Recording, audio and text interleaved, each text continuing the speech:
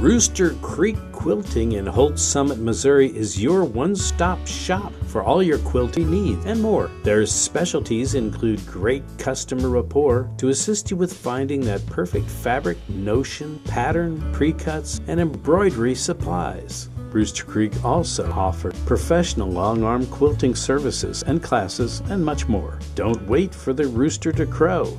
Visit Rooster Creek Quilting at Holt Summit Plaza, Holt Summit, Missouri. It's a great place to go for all your quilting needs.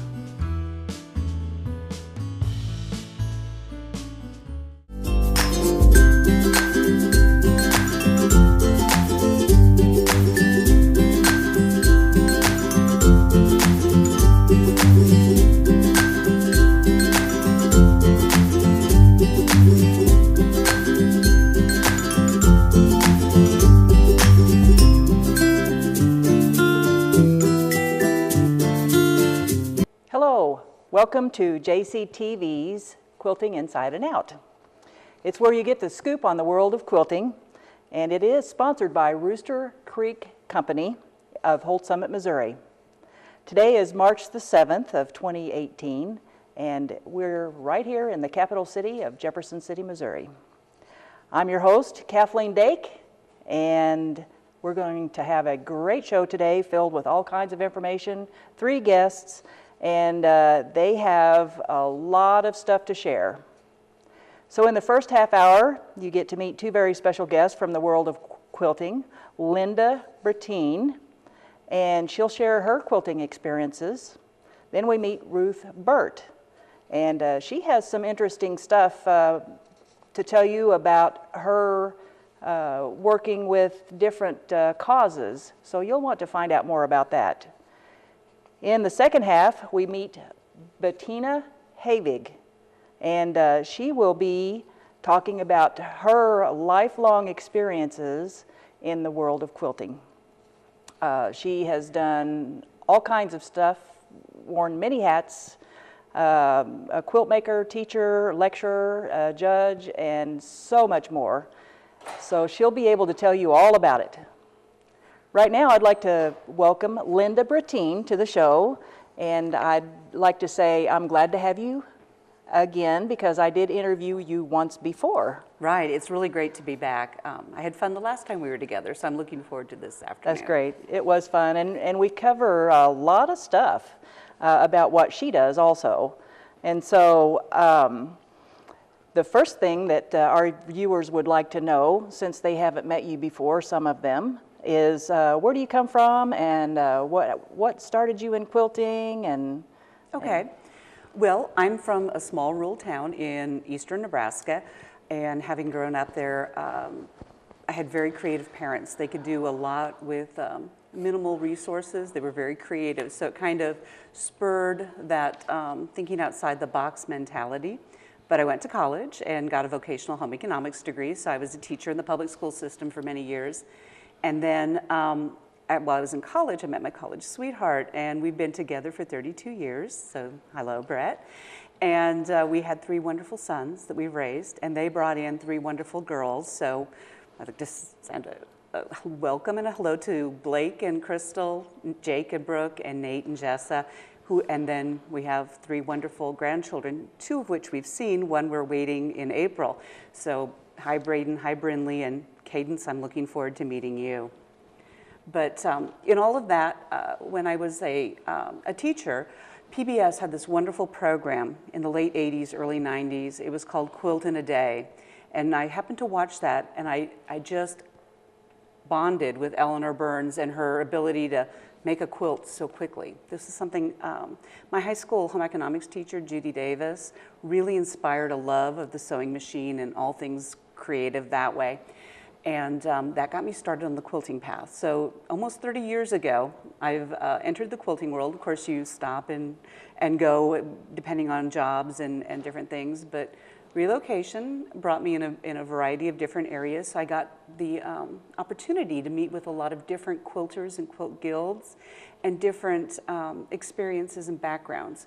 And they all have influenced the direction I go. And today, I am a teacher on both the national and local levels. I am also an online instructor with Craftsy. And all of this kind of came about really when I opened my business in 2008. I was looking to buy actually embroidery software, and I went to a quilt store, and when they told me the price, I said, oh, do you have any jobs? And they said, what do you do? And I said, I teach. And that kind of launched me into my teaching, pattern designing, and art quilt venues. So it's been fun. It's been quite a ride. That sounds very exciting. And there are so many different parts of quilting that possibly you can do quilting even if you just sew, like with clothing or different types of stuff. And so I would like to ask, what part of the quilting do you like? Well, I'm going to also preface this by saying everything. I've done a lot of different things. For example, my background is traditional quilts. That's how I was schooled.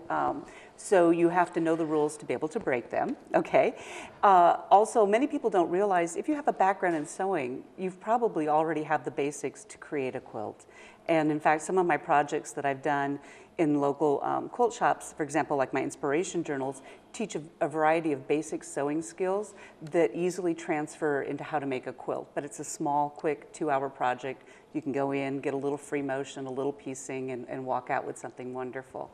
But yeah, that's just, I encourage anyone who considers themselves to be a sewer, who has always looked at quilting, to give it a shot, because I'm really big about the process and what you can learn in the process of quilting and how that can bridge to other mediums.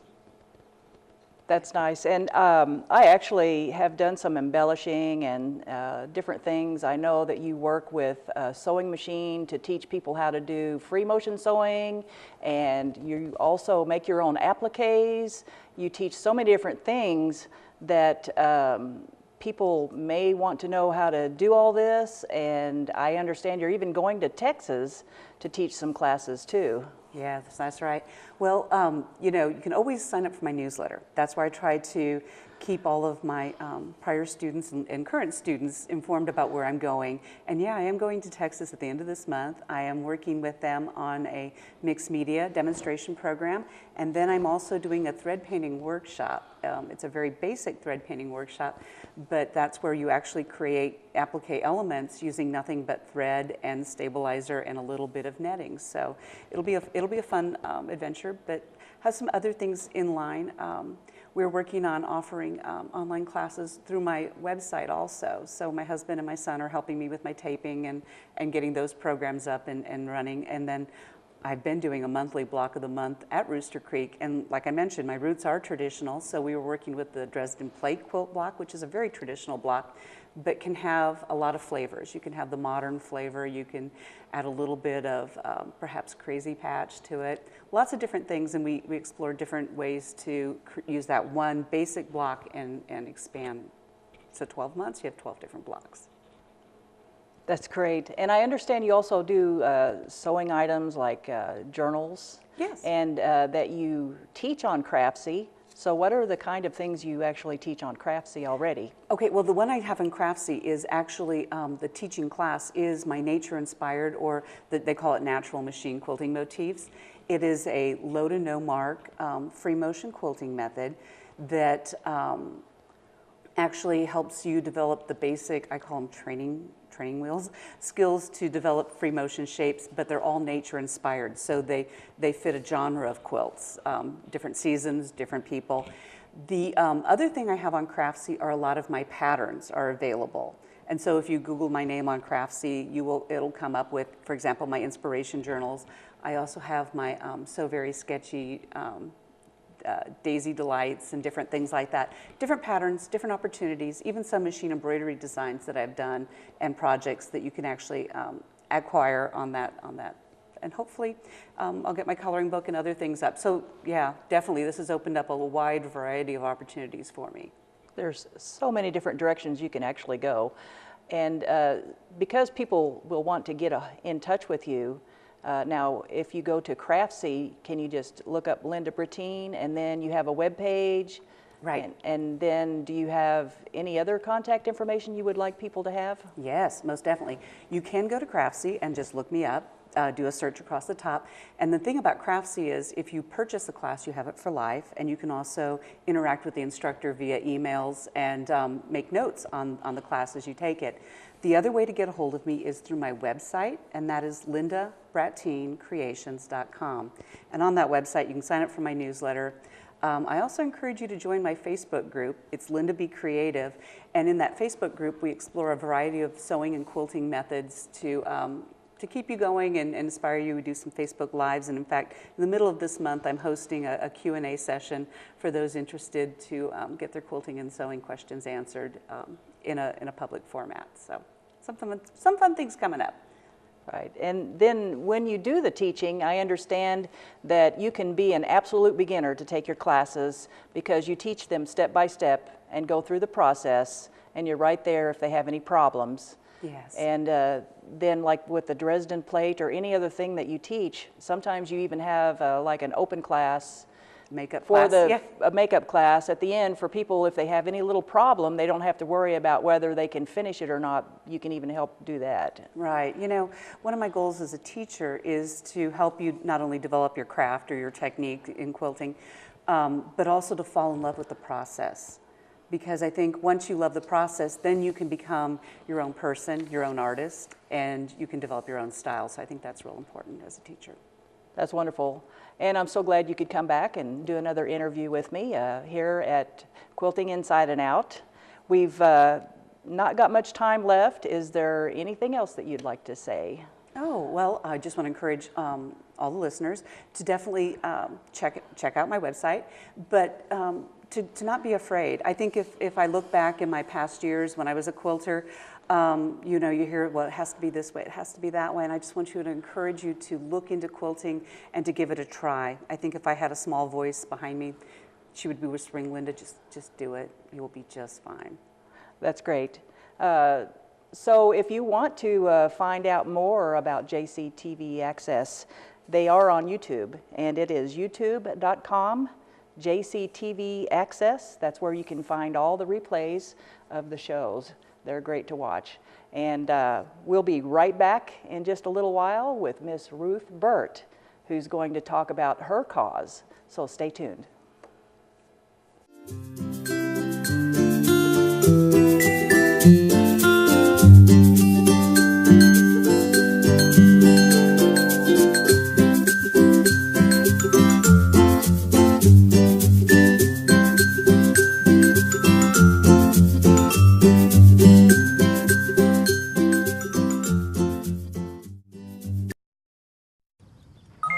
G-morning, sunshine. Wakey, wakey. Text me. Are your parents home later? We can hang. LUV, love you. JK. Holla back. Holla back. Holla back. Are you with your friends? That's lame. We're in a huge fight right now. XO. What'd you dream about? Something I did? Are you on your way to the mall? I'm lonely. Nude pics. Send me some. Text me. Folks, why won't we go to the doctor? My uncle called, speech all slurred, complaining his arms numb. He called everyone. He even called my daughter Tiara, because, you know, she's got a year of nursing. Everyone thinks he needs to go to the doctor, including me. So he said, well, will you take me? I'm like, I'm on the road. He goes, I'll wait. Stroke's no joke. If you or someone you love have symptoms of stroke, don't wait. It may be too late. Dial 911. Time loss is brain loss. Hey! Get!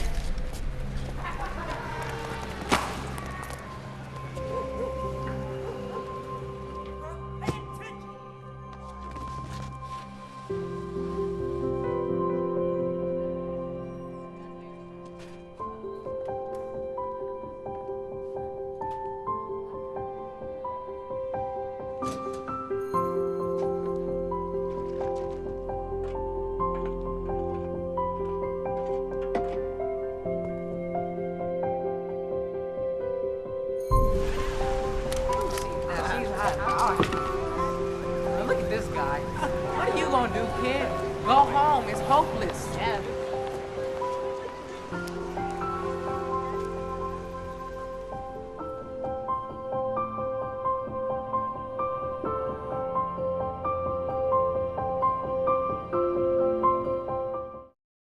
Hello and welcome back to Quilting Inside and Out. We have our second guest for today, Mrs. Ruth Burt.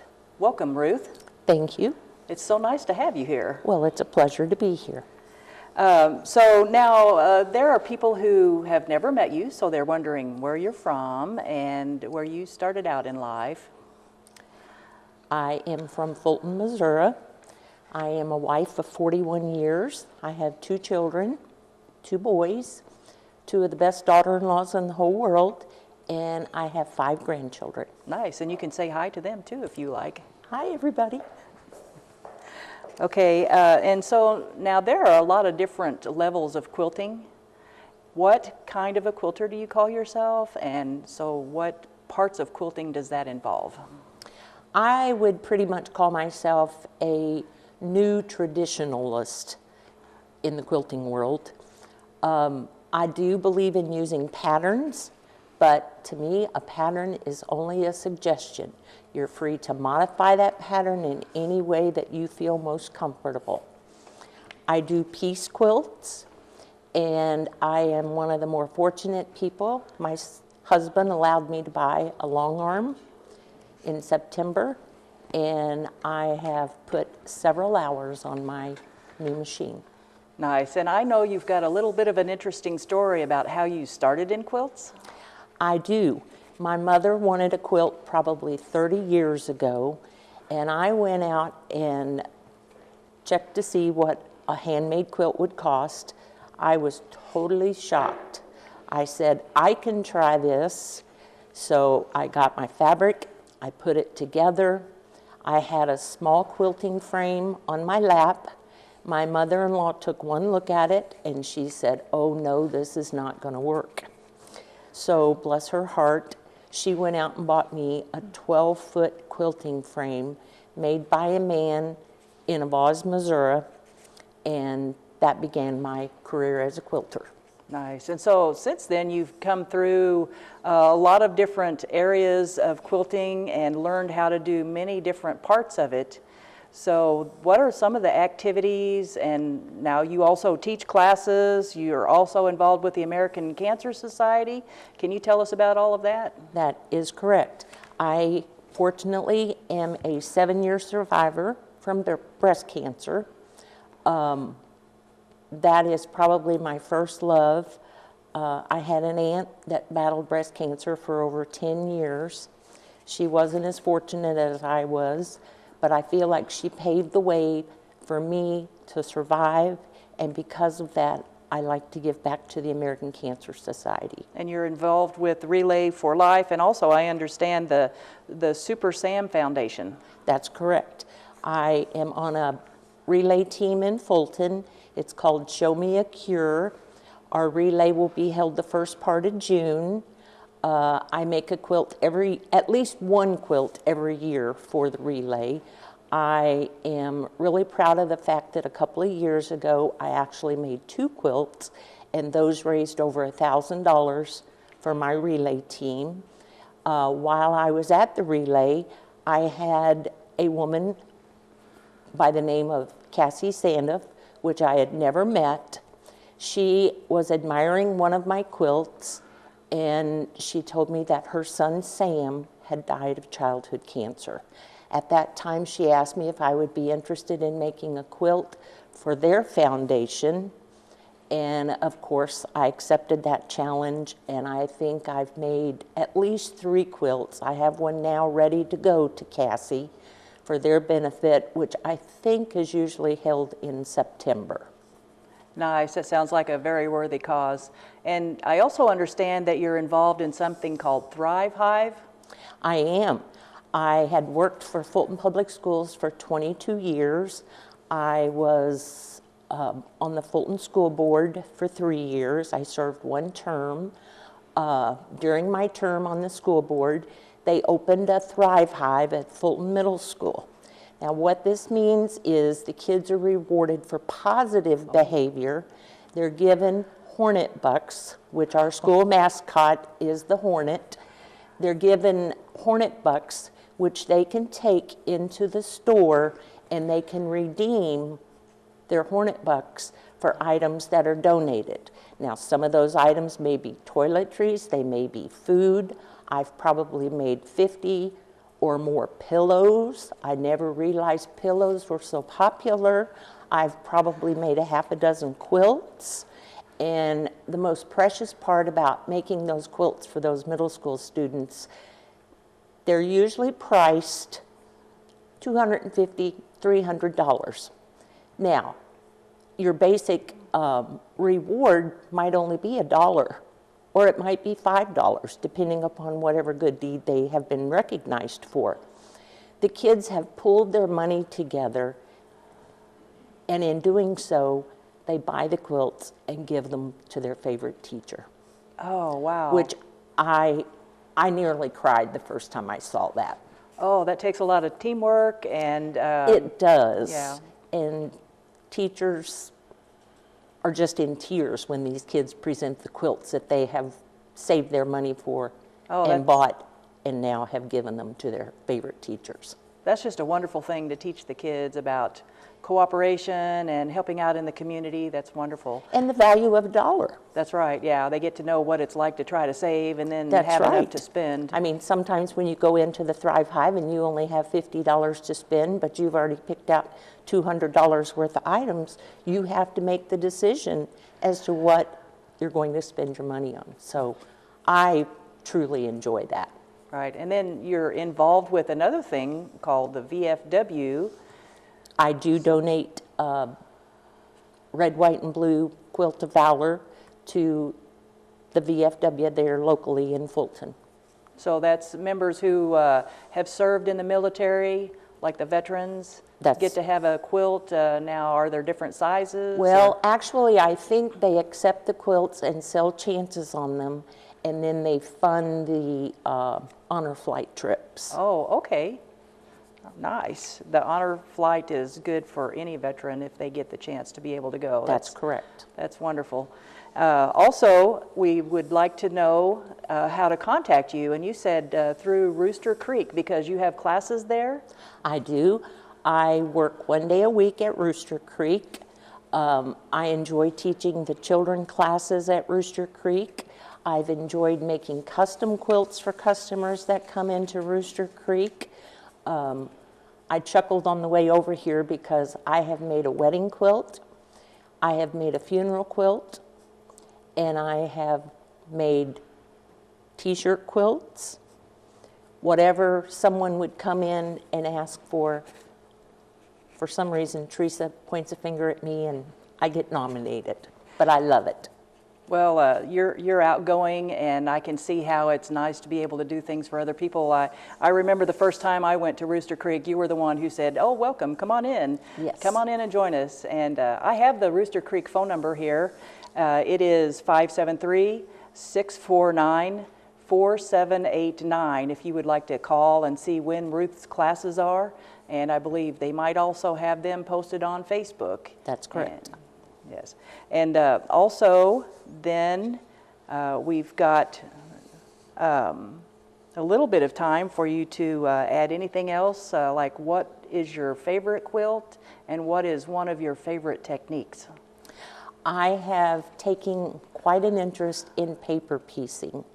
I not only teach at Rooster Creek, but I also take some of the classes.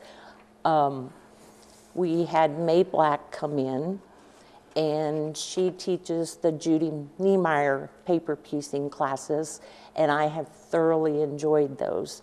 With the pictures that I brought along, you'll probably be able to see those. And in addition to that, I would like to add that my grandchildren have taken an interest in sewing, and since I was able to get my long arm, they have even started long arming. I have an 11-year-old grandson who quilted his first quilt. I have a 10-year-old granddaughter who made lap quilts for the nursing home in Holt Summit. And I have a 6-year-old granddaughter that loves to make pot holders. Oh, that's great to have all those life skills. And you can make stuff not only for yourself to use, but for other people in the community, and then join in on good causes like yourself. And some people can get an income from stuff like that. It's so interesting. So then maybe you could take time a little bit to say exactly about your paper piecing, and what exactly does that mean? Well, when you paper piece, you literally sew the fabric to a piece of paper. Oh. You get pristine points. You do have to tear the paper off in most cases to sew your pieces together, but it enables you to get precise points, and it's just really fun. Most people look at you and say, why are you sewing that paper? But like I say, it just enables you to get perfect points every time. Oh, that's a nice technique if you're unsure of what to do. Exactly. It sounds like it's kind of laid out there for you. It's pretty much laid out, exactly. That's great. Well, you can't be involved with quilting and not know our next guest, which is Bettina Havig. Here on Inside and Out, the quilting world scoop is coming up at the end also, so you'll want to have your pencil and paper ready. We are sure that Bettina has quilting in her DNA because she's been at it for a long time, and she's taught and judged and made quilts and just everything you can imagine. She'll be here to talk about what she's done. So stay tuned and we'll be right back.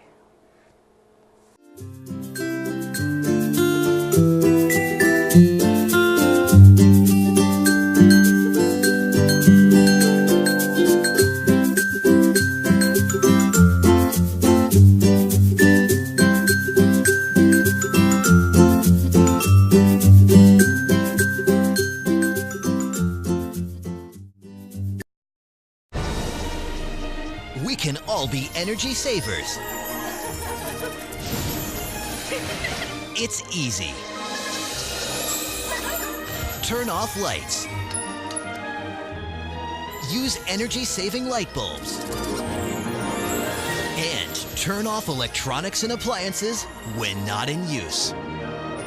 Make a change and we can really fly. Learn more at energy.gov/kids.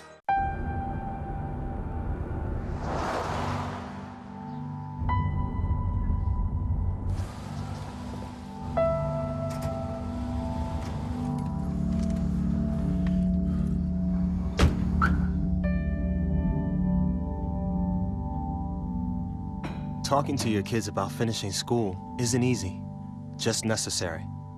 Call 866-STUDIO or go to boostup.org for materials that can help.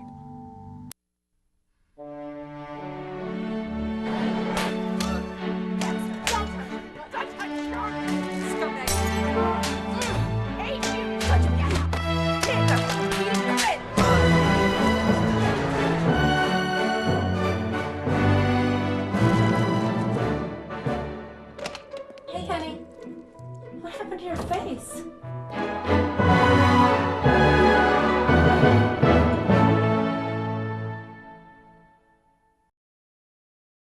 Hello and welcome back to Quilting Inside and Out. I'm Kathleen Dake, your host, and for this segment we've got someone who is pretty well known in a lot of quilting circles, and her name is Bettina Havig of Columbia, Missouri.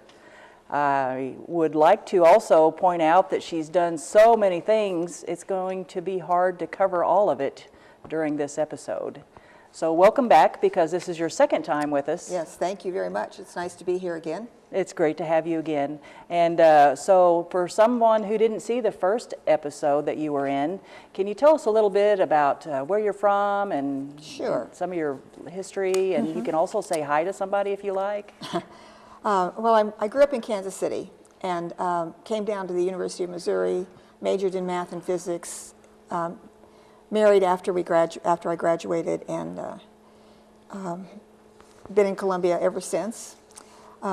At a point when I got started with quilting, my grandmother was a quilter, my dad's mother was a quilter, and it was always that little thing in the back of my mind that someday that would be something I would be interested in doing. I was a long-time seamstress, so it was easy to do a little switching over from a 5/8 inch seam to a 1/4 inch seam. So I got started just before my daughter was born. A lot of people do that, start with either something for a child or a grandchild.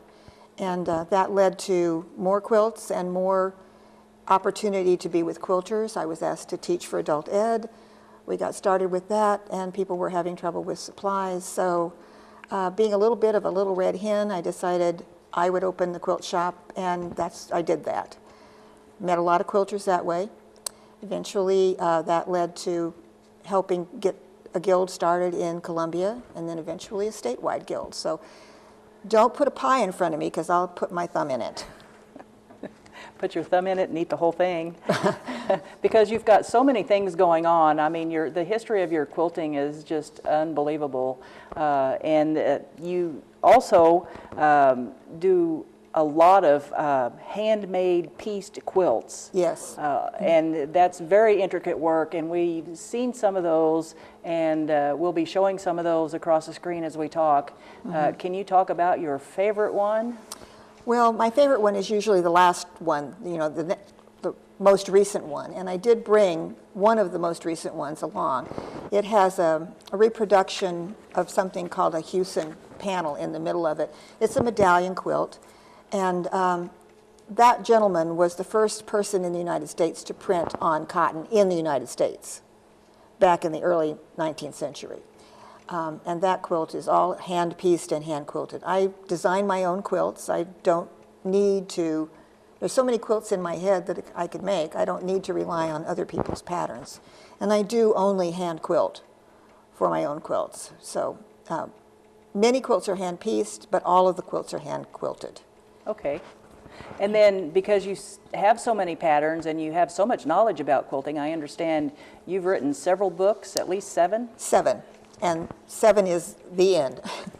I'm really not in a position or interested in writing additional books, but I have done 7, and the last 2 books focused on a style quilt called medallion quilts and on a style of English quilts that are called strippy quilts.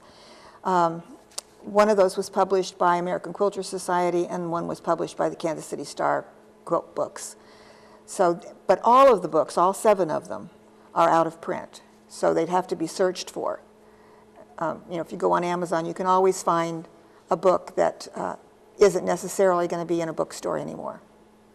So can you tell us a little bit about what a quilting guild is and what that does for people? Well, I think quilting guilds are really important for people to become a part of, because they give you a sense of camaraderie and community. There's always somebody in that organization that can help you if you run into a problem. And they provide, in my case, they provide monthly programs for people who can expand their quilt making, the knowledge of various techniques, see historical quilts, talk to people who have been involved in historic projects or been involved in a different style of quilt making, like your earliest guest today, who does a completely different sort of quilt making than I do. Beautiful, but not anything like my work, which is very, very rooted in tradition. Very much an old-fashioned kind of quilter. So you call yourself a traditional quilter? I would always call myself a traditional quilter. And that's why I was interested in quilts in the beginning, and that's why I stay interested in quilts. I'm very much interested in the history of quilt making and looking and learning from quilts made by my predecessors, regardless of how long ago or how recently, to see what beautiful things have come before me. And there are literally thousands of quilts made before I ever took my first stitch. That's why I got involved in the Missouri Heritage Quilt Project, which was designed to document quilts made in Missouri before the turn of the 1900s. And it was the second quilt project done in the United States. The first one was done in Kentucky. It sounded like an interesting sort of project to get involved in, so I did. And it was completely underwritten by Silver Dollar City, because it costs a lot of money to travel around the state and reach 19 different venues and have people bring in their quilts for photography and for collection of history and information about them. We weren't documenting quilts that were recently made. We were only focused on quilts made before 1900. And we looked at hundreds of quilts made before 1900. Oh, that's great to have somebody who can talk about and record the history. With Silver Dollar City, that was the National Quilt Festival, I believe, from 1983 up into 2000? Right, and that was sort of a stair step. They did a quilt contest in 1983, and I was invited to go down and judge along with 2 other judges. And the Kentucky project had just been wrapped up, and so I approached them to see if they would be interested, given their theme and given my interest in quilt history, if they would be interested in helping with that project. And they took it on, and we spent about 20 months in 19 different venues around the state. We notified public newspapers in those areas and invited people to bring their quilts. So they were mainly bringing in family quilts, and often knew very little about them, but we had a lot of information. We could give them a good idea of when the quilt was made. We could tell them what the pattern was, and in turn we collected information about their ancestor quilt maker. Then the first book, in fact, was basically a catalog of the 42 quilts that were selected and traveled around the state to give people an idea of what their Missouri quilt history was, and all of those were pictured, and the information about them included in Missouri Heritage Quilts, the book that the American Quilter Society published. And then I continued to work with the National Quilt Festival, which was an annual competition at Silver Dollar City, and there were significant cash prizes for it. We brought in national judges and really had a really wonderful time sharing quilts with the visitors at Silver Dollar City. It got to be a very popular part of their fall calendar.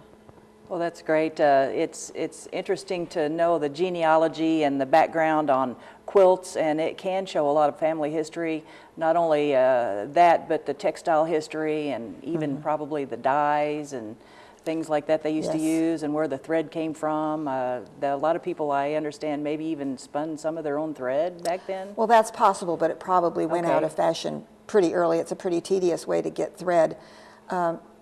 Our primary source in the mid-19th century for thread was Coates and Clark, which is still in business. It was originally a Scottish industry, but people will find Coates and Clark on every shelf in every fabric store.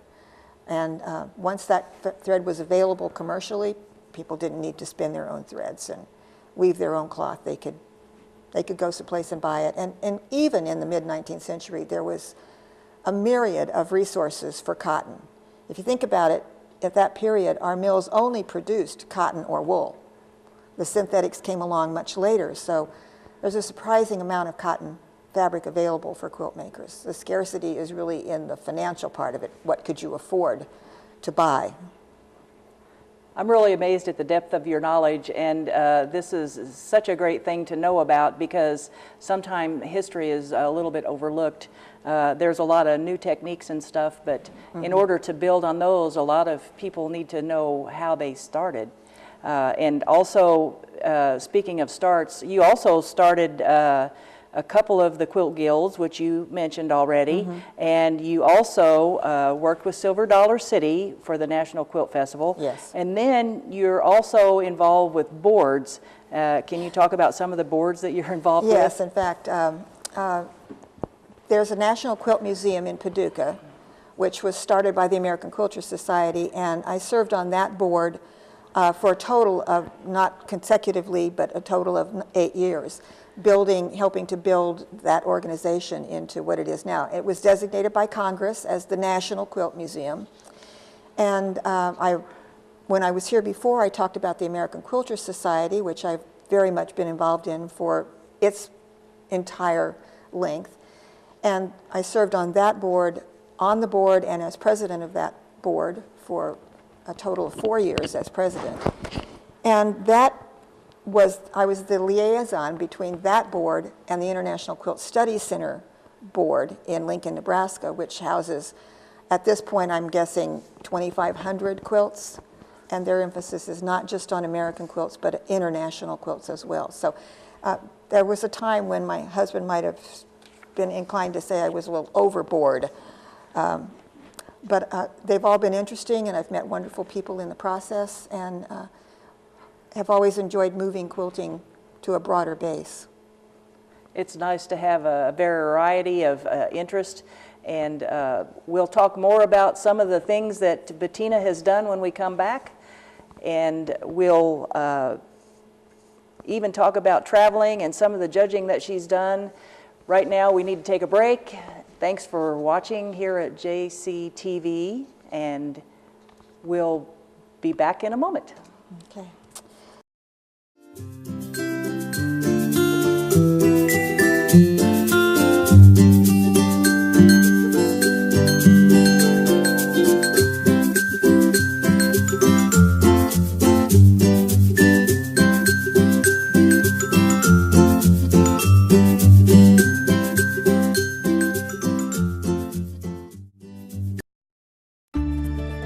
The magical thing about using energy wisely is that anyone can do it. Turn off lights. Use energy-saving light bulbs. And turn off computers and game systems when not in use. Make a change and we can really fly. Grab a grown-up and go online to energy.gov/kids.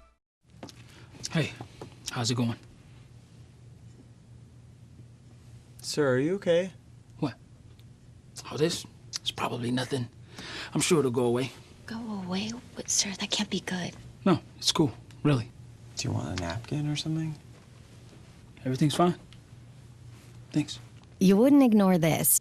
So why ignore the signs of a stroke? At the first warning signs, call 911 immediately. Because time lost is brain lost. And so the king ordered his men into battle, and even though he was no longer acting in their best interest, they followed obediently. But what if they didn't? What if they just refused? What if selfish leaders got no support? What if people had the courage to stand up when something wasn't right? What if the government didn't just serve a lucky few? What if it was designed and run for all the people, no matter what race, color, or creed? What if we didn't put up with anything less? What if?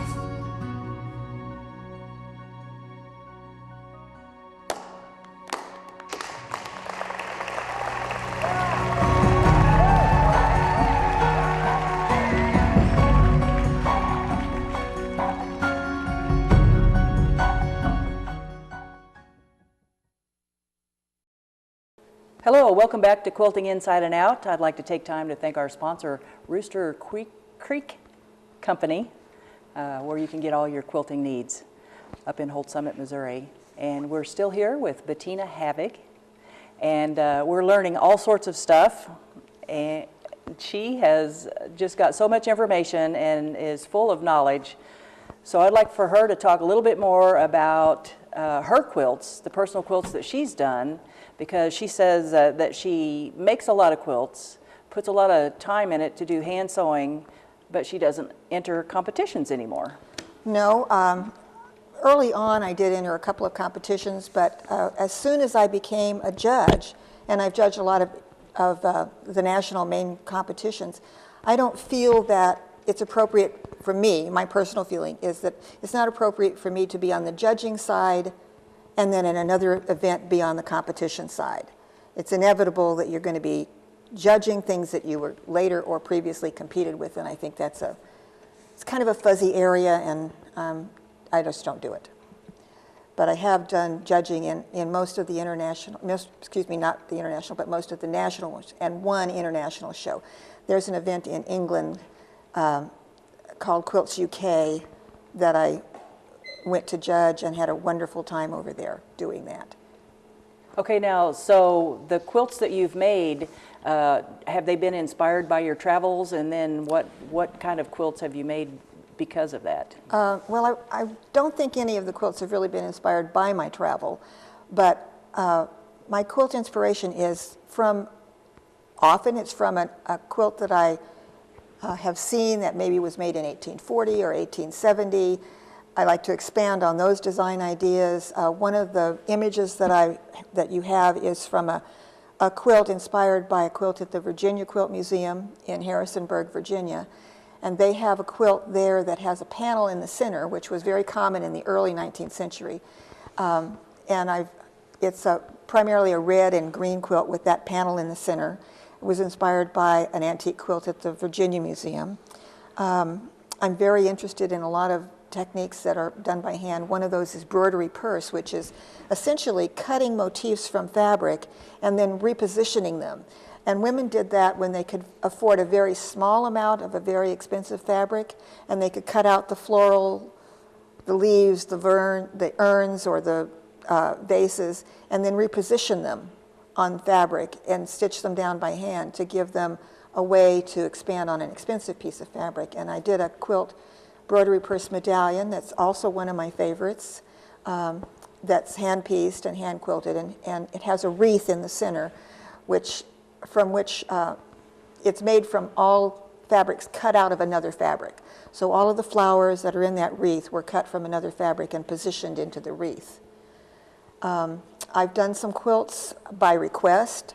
One of the photos that you have is called Core of Discovery, and in 2004, American Patchwork and Quilting magazine asked me to produce a quilt to commemorate the Lewis and Clark expedition Core of Discovery, and I did a quilt for them. It was published in the magazine in 2004, and it has it's very primary colors, but it has something that's like a sunburst, and then the intersections are like, it's a pattern called crossed canoes. So I was picking up on the history to make the quilt, and then when that magazine celebrated its 10th anniversary, they asked me to make a quilt because earlier I had done a whole series for them that ran through a year. And so I did make a quilt for that, which is a strippy quilt. It's done in long strips, and it has applique, sort of stylized sunflowers with pieced work down the middle. And they asked me to do that. The editor asked me to do that in January, and I said, oh, sure, I can do that. And she wanted to know, I said, when do you need it? And she said, April. So that was a little bit of a push, just a little bit of a push. But working with things internationally, that's really broadened my scope of quilt making.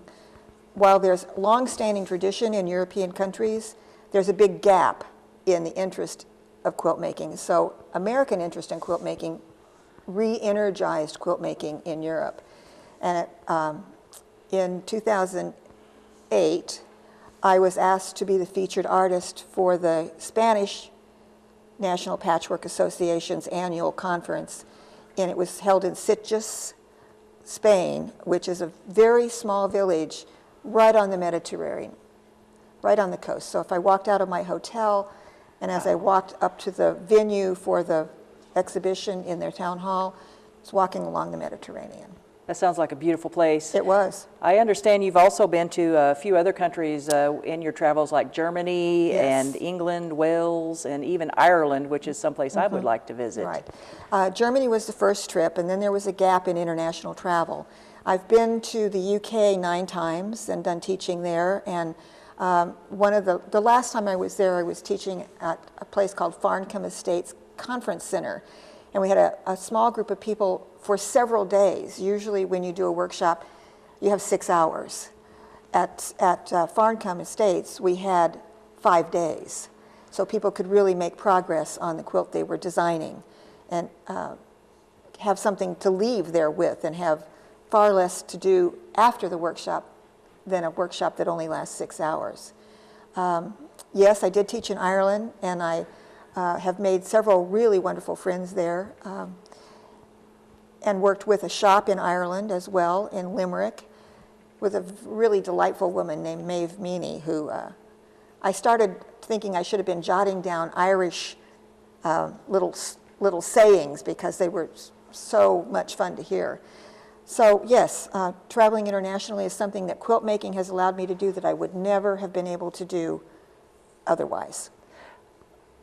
I see here that you've also been featured on HGTV's Simple Quilts. Yes, Simply Quilts. Alex Anderson on HGTV did a series, and it ran for several years, and I was invited to do its number 525 in the series. But all of those that came before, nobody talked about hand piecing. So that was my niche in the series, was to show hand piecing and to talk about how it isn't slow necessarily and how you can really do things with your hands that you might not have as much success with as a machine unless you're a really accomplished machine stitcher. And then American Quilter Society also did a series that aired on Lifetime Real Women, which is not the ordinary Lifetime channel, but a secondary one. And there too, my particular interest was in hand piecing to demonstrate shortcuts, easy techniques that would encourage people to maybe pick that up and do some hand piecing. That's wonderful. Now, do you have a place where you keep track online, or is there a certain way people can get in touch with you to find out about maybe where you're showing your quilts or anything like that? I know that Rooster Creek has a quilt show coming up. Are you going to enter something like a quilt show? Now, you said you don't compete, but I don't do you compete. still show your quilts anywhere? Yes, and my local guild, which is Boonslick Trail Quilters Guild in Columbia, has a biennial show, one coming up in October, and I always have several quilts in that show. Aside from that, there'd be a rare occasion when somebody would be able to see my quilts. I don't sell the quilts. The only quilts that have gone into the open market are things that I've donated as fundraisers. The American Quilter Society show in April in Paducah is a satellite. The museum there also has an auction, and I've donated at least a dozen quilts to that, which are then sold and benefit the museum. And occasionally when I teach, in the years that I've been teaching, if I'm teaching at a conference, they always have a quilt show, and they ask teachers to at least bring one quilt that will be shown so people can see the teacher's work as well as the quilts entered in the competition. That's great. We're starting to get a little bit low on time. Is there anything else that you'd like people to know? Not really too much. I just hope that people will think about quilts that might be in their family and realize the importance of that person's work. Quilts are about the only thing that were continually hand manufactured, home manufactured. Everything else that people had in their homes generally was purchased. Their china was purchased, their silver was purchased, their furniture was purchased, but their quilts were made by people in their household.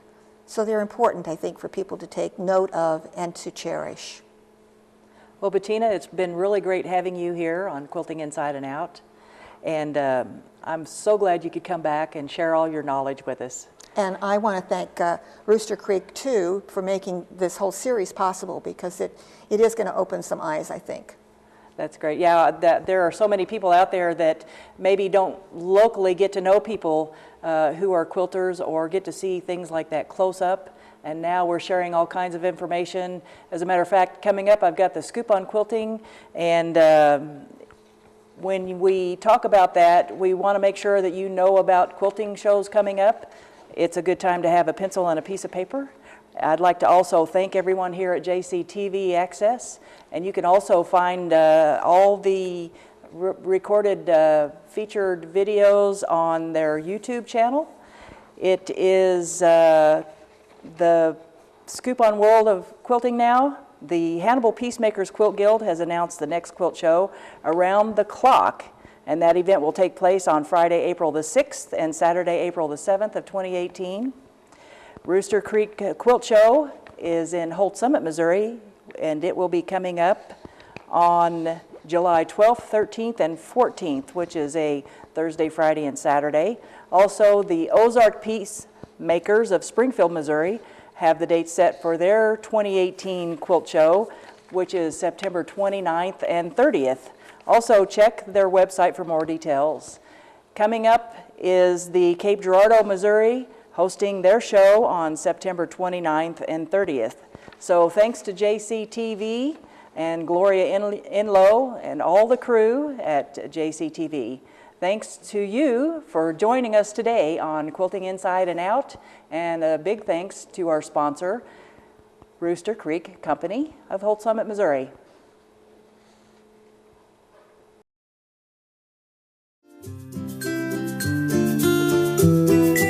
Thank you.